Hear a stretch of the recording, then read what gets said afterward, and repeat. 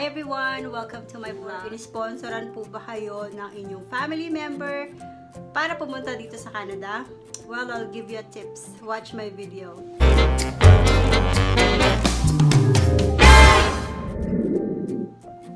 Hi everyone! My name is Norma and welcome to my vlog. Alam niyo po, isa sa pinaka-issue dito kapag pumunta ka dito as a live-in caregiver and inisponsoran ka ng family member mo is yung work nila, yung salary nila, and minsan yung adjustment na rin.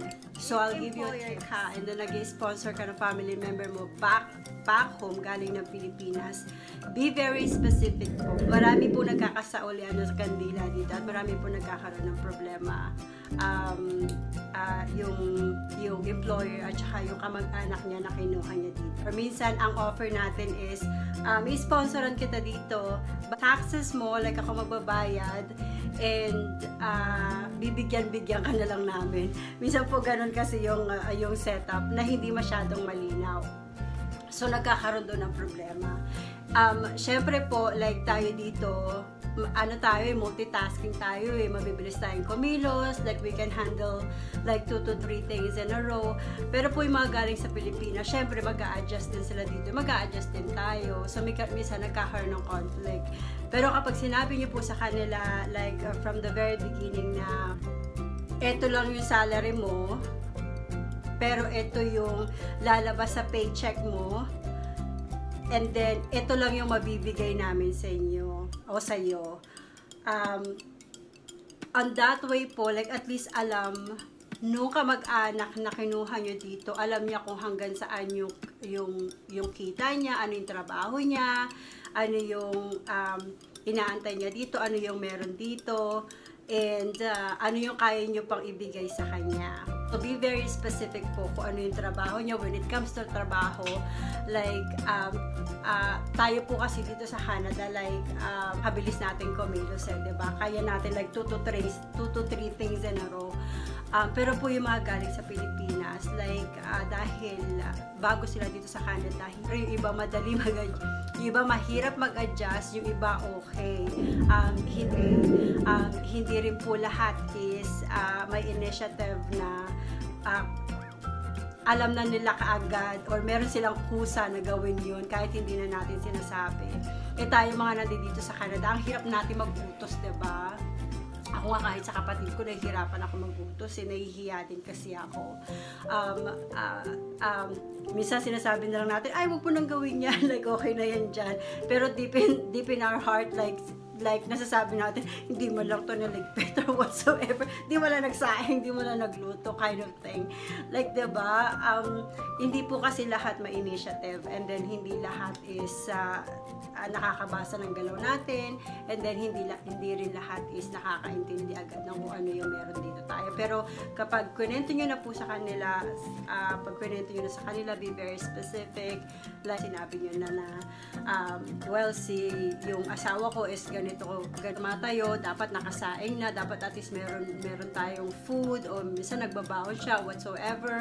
Like yung dalawa kong anak, like na pumapasok sa school, dito siya mga ganitong oras, ganito dapat nakaprepare na, maglinis ka ng bahay like once in a week, maglaba ka, and so mag-grocery and whatsoever. Kung naka-specific na po yun, kahit hindi po naka-specific sa contract, pero kapag sinabi nyo na yun, dahil kamag-anak nyo naman, at least pagdating nila dito, alam na nila kung ano ina-expect nila. Straight to the point na ito yung dadatnan mo rito. Napaka-busy namin dito. Halos naghahabol kami ng oras everyday dahil 2 to 3 jobs na ginagawa namin. Mga type of thing. At least po mababawasan yung solian ng kandila na issue dito sa Canada. And if you are an employee naman, like kung hindi pa kayo pumupunta dito, yung buhay ng mga nandito na sa Canada, sa Pilipinas is parang napaka-easy lang tayo, diba? Pero dito po, ang oras namin is napakahalaga. And then, yung ginagawa namin, like 2 to 3 things in a row, is kaya namin yan. Napakabilis namin maglakad, napakabilis namin mag-isip, kahit ano, magagawa namin in one time in a row. Ganon po yung ano namin dito. I like one of your reason kung bakit kayo pumunta rito, it's because yung one of your kamag-anak, like, in-sponsoran kayo. And then, after 24 months, like, makakapag-apply kayo ng permanent residence, right? And then, ang kontrata or ang sinabi niya sa inyo is just like, babayaran namin yung taxes mo, pero wala kami mapapromise na monthly salary mo and so and so. Or, hahanapan kita ng under the table na trabaho and then work it out. Syempre po, like kayo as an employee, meron din kayong expenses sa Pilipinas, may anak kayo, may asawa din kayo, of course you need the money like to send out, diba? Advice ko lang po sa inyo, no, like tanungin nyo na kay kamag-anak niya, kapatid nyo yan, whatsoever, tanungin nyo na kung ano yung routine nyo, kung ano yung setup nyo sa salary nyo. Mahirap po kasi talagang kumuha ng live-in caregiver. Magkano rin yan, like expenses ng top of monthly salary. And napakalaki rin po ng responsibilidad ng employer sa bago nila caregiver, diba? So, kapag tinanong nyo po na be very specific na magkano ba yung sweldo na ibibigay sa inyo, kung ibibigyan lang kayo ng half, late ba yung sweldo lagi na matatanggap mo, yung telepono mo ba is free, alam mo yun. Yeah, tanungin nyo na po para right then and there hindi kayo nangangapa kung ano yung trabaho nyo at kung magkano yung sweldo nyo. Yung responsibility nyo po is napaka-importante. Tanungin nyo po yan, very specific. Kung pagpunta nyo dito is ano ba, magluluto ba ako, maglalaba, mag-ano, like lahat. Work na po kasi yan eh, like i-accept nyo na magtatrabaho kayo dito. Pero wag nyo pong isipin, tulungin kayo, like tama ba? Like you're be here as a maid or whatsoever.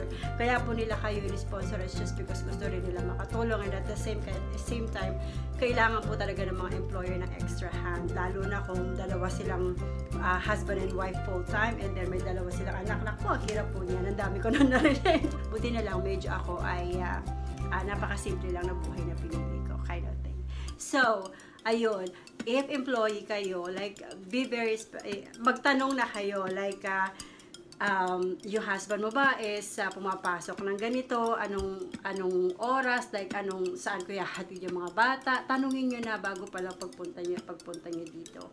And yung adjustment po is napakalaki, kasi, biro mo pupunta kayo sa isang country na bago sa lahat, di ba? Bago sa inyo, and English speaking country. So, kailangan nyo talaga mag-adjust. And then, yung family na pupuntahan nyo, kahit kapatid nyo siya, kamag-anak, pinsan, whatsoever, hindi nyo na siya nakasama ng matagal, di ba? So, iba na yung ginagalawan nila. The fact that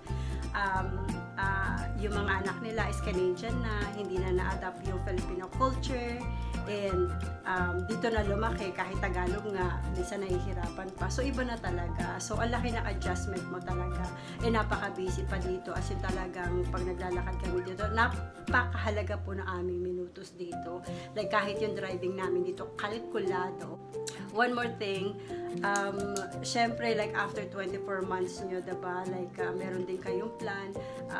After 24 months, makakapag-apply na kayo ng PR nyo, diba? So, for those, like, 24 months na binubuno nyo, dun nyo na po ipasok yung update ng inyong education, yung pag-i-English nyo, yung IELTS nyo, and everything that stuff. Doon nyo na po ipasok para after ng 24 months nyo is okay na kayo. Issue dito, not naman na issue. Minsan po kasi yun na nagiging problema, yung conflict kapag in-sponsoran ng family, in-sponsoran ka ng family mo dito, and then hindi naka-specific ko ano yung trabaho mo. Ikaw as an employee, as a caregiver, hindi ka rin naman marunong bumasa ng damdamin, 'di ba, ng kapatid mo or kahit sino, 'di ba? So minsan naghihintay ka rin ako ano yung utusan ka. Meron naman din mga Pilipino na talaga yung initiative nandoon, like marunong kumilatis ng galaw and whatsoever. Kaya nga po iba-iba tayo eh. Kahit kamag-anak na natin, kahit kapatid na natin, hindi pa tayo naiintindihan. Sponsoran po kayo para rin kayo tulungan. So, tulungan nyo sila kasi gusto nila rin kayong tulungan. Hindi rin po kasi madali ang buhay dito sa Canada kapag medyo like nabagal ka ng konti. So, kailangan din talaga nila ng extra help. Kaya kanila tinulungan. And for you, like after 24 months, you can apply and then you can do it on your own, diba? So, ayun. Sana nakatulong ang aking video sa inyo. And thank you so much and see you next time.